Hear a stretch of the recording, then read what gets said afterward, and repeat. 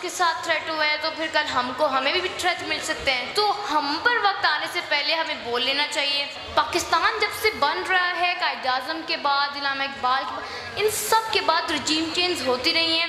इतने सालों से हुक्मरानी और बादशाहत कौन लोग कर रहे थे। पावर कभी भी वज़ीर आज़म के पास नहीं होती, ये ऊपर के हैंडलर्स हैं जो पाकिस्तान को चला रहे हैं। एक पहले दिन मैं उस लॉन्ग मार्च में थी, मैंने जितनी शेलिंग सही है मैं आपको बता नहीं सकती। तो सियासत, पॉलिटिक्स, ये सब कुछ बुरा ही रह के रह जाएगा। जब तक अच्छे लोग आएंगे तो सियासत अच्छी बनेगी। पेट्रोल की प्राइसेस बढ़िया, आपको चाहिए था कि आप सड़कों पर अपनी गाड़ियाँ बंद करके छोड़ दें, अगले दिन के मुंह दूसरी तरफ हो जाते, लेकिन नहीं, लोगों ने 12 बजे तक लाइनें लगा ली पेट्रोल पंप के सामने।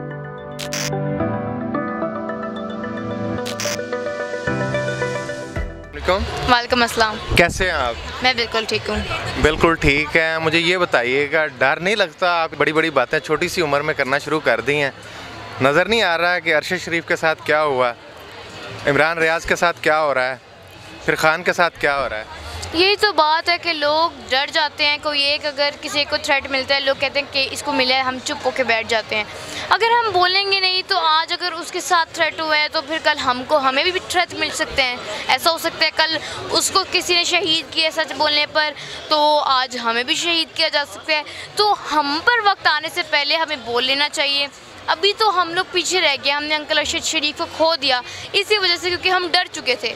तो ये ज़िंदगी मौत तो अल्लाह के हाथों में है। हाँ, तदबीर और एहतियात आपको करनी ज़रूरी होती है, लेकिन अगर आप सच का साथ दे रहे हैं तो वो एक शहादत है। अगर आपको उसकी वजह से आपको मार डाला जाता है तो डरना तो मैंने कभी भी नहीं हूँ, क्योंकि मुझे मेरे पेरेंट्स की सपोर्ट है, उसके बाद मुझे मेरी ट्विटर फैमिली की सपोर्ट है, मेरे व्यूअर्स की सपोर्ट है, सपोर्टर्स की सपोर्ट है। तो सबकी सपोर्ट के साथ मुझे नहीं लगता कि मुझे डरना चाहिए। अगर इतने लोग सपोर्ट कर रहे हैं, इमरान खान क्यों नहीं डरता? उनको इतनी ज़्यादा लाइफ थ्रेट्स हैं, वो हमारी रेड लाइन है, इतनी ज़्यादा आवाम उनके ऊपर डिपेंड करती है, वो क्यों नहीं डर रहे? वो क्यों नहीं डर रहे? क्योंकि उन्होंने हमें न डर बना दिया। चाहे उनके हालात बुरे हैं, अच्छे हैं, लेकिन उन्होंने हमेशा हमारे सामने ऐसा ही दिखाया था कि हम लोग ना डरें, हम लोग कमज़ोर ना हो, इसलिए उन्होंने हमेशा हमें निडर बना दिया। आपको निडर बना दिया, यही मैं बात पूछना चाह रहा हूँ। खान साहब के अलावा वो क्या बात है जिसने ये निडर बनाया इतना, इस कदर? देखें, इमरान खान एक ऐसे शख्स हैं जिन्होंने हमें दिखाया कि रजीम चेंज कैसे होती है। ये ऐसा नहीं है कि रजीम चेंज अब हुई है। पाकिस्तान जब से बन रहा है, कायद-ए-आज़म के बाद, इल्हामा इकबाल के बाद, इन सब के बाद रजीम चेंज होती रही हैं। इसी तरह हमारे मुल्क में हुकूमत नहीं चलाती थी, ऊपर से ऑर्डर आते थे। इमरान खान एक ऐसे शख्स है जिन्होंने आके हमें बताया कि हमारे मुल्क में हो क्या रहा था। इतने सालों से हुक्मरानी और बादशाहत कौन लोग कर रहे थे, तो उन्होंने हमें खुद बोलकर, जिस तरह वो इतने निडर है, इतने निडर है। यहाँ पर एक क्वेश्चन ज़रूर रेज होता है कि खान साहब ने 3.5 साल में इस चीज़ का इकरार क्यों नहीं किया? देखें, खान साहब के पास पूरी पावर नहीं थी। पावर कभी भी वज़ीर आज़म के पास नहीं होती, ये ऊपर के हैंडलर्स हैं जो पाकिस्तान को चला रहे हैं। तो ऑब्वियसली उस वक़्त इमरान खान को एहतियात करनी पड़ी थी, और क्योंकि वो नहीं चाहते थे कि किस तरह हल्ला गुल्ला हो, उसके बाद लोग मरें, इसलिए उन्होंने उस वक़्त का जो लॉन्ग मार्च था वो भी उन्होंने एक पहले दिन मैं उस लॉन्ग मार्च में थी, मैंने जितनी शेलिंग सही है मैं आपको बता नहीं सकती। रात 3-3 बजे इतनी शेलिंग होती थी, इतनी शेलिंग होती थी, हम लोग खुद 1 किलोमीटर 2 किलोमीटर भागते थे, वापस आ जाते थे, कोई जा नहीं रहा था। क्यों? क्योंकि इमरान खान ने हमें निडर बनाया था। वो आ रहे थे तो हम क्यों ना आए? वो भी तो एक शख्स ही है ना, तो हम में और में डिफरेंस क्या बनता है? अच्छा, वैसे तो लड़कियों को सनफ़ नाज़िक कहा जाता है, लेकिन मैं चाहता हूँ नौजवानों को, लड़कों को भी लड़कियों को भी, क्या मैसेज देंगी? देखिए, पहले तो खान साहब, जब मैं खान साहब से पहली दफ़ा मिली थी तो हम इस्लामाबाद मिलके, मेरा सरगोदा शहर है तो मैं सरगोदा के लिए वापस निकल आई थी। हम भेरा पे पहुँचे ही हैं तो पीछे से अरसान खालिद का कॉल आ गया। उन्होंने कहा कि खान साहब ने मैसेज पहुँचाया है, वो आपसे मिलना चाहते थे तो आप लोगों ने छोड़ दिया था उस वक्त इस्लामाबाद। लेकिन उन्होंने कहा कि खान साहब ने कहा है कि आपने बच्ची समझ के रोकना नहीं है, बच्ची समझ के आपने बिल्कुल नहीं रोकना। पहले एक बच्ची थी, उसको रोक लिया क्योंकि वो बड़ी हो रही थी। तो अगर सियासत में अच्छे लोग नहीं आएंगे तो सियासत, पॉलिटिक्स, ये सब कुछ बुरा ही रह के रह जाएगा। जब तक अच्छे लोग आएंगे तो सियासत अच्छी बनेगी। उससे मुझे बहुत मोटिवेशन मिली। बाकी जो यूथ है आप इंजीनियर बन के भी टिकटॉक्स बना सकते हो, आप इंस्टाग्राम कर सकते हो, लेकिन आपको अपने अंदर की, ये नहीं है मैं कह रही किसी को कि आपने पॉलिटिक्स में आना है। मुझे इंटरेस्ट था पॉलिटिक्स में, मैंने खैर मैं अभी इतनी बड़ी नहीं हुई, लेकिन अगर मुझे इंटरेस्ट है तो मैं अपने पेरेंट्स को कहा कि मुझे लेके जाएं। उन्होंने कहा कि अच्छा मेरे बच्चे में ये क्वालिटीज़ हैं तो मैं उन क्वालिटीज़ को आगे लेके जाऊँ, अपने बच्चे को उस क्वालिटी में ग्रूम करूँ। ये नहीं कि अगर किसी बच्चे को आर्टिस्ट बनना है तो आप अपने बच्चे को डॉक्टर बना रहे हो, ये बच्चों पर भी आप फोर्स करते हैं। तो पेरेंट्स का भी हाथ होना चाहिए। हाँ, बच्चे छोटे होते हैं, सिली बातें करते हैं, मैंने भी सिली क्वेश्चंस के स्टार्ट ही किया था अपना यूट्यूब चैनल, और आज मुझे इतनी भी फ्रेंडशिप नहीं है, लेकिन जितना लोग प्यार करते हैं वो मेरे लिए बहुत ज़्यादा काफ़ी है। तो अपने बच्चों में आपको ढूंढना चाहिए। मेरे पेरेंट्स ने हमेशा से मुझे ये सिखाया है कि आपको हर हालात में रहना आना चाहिए।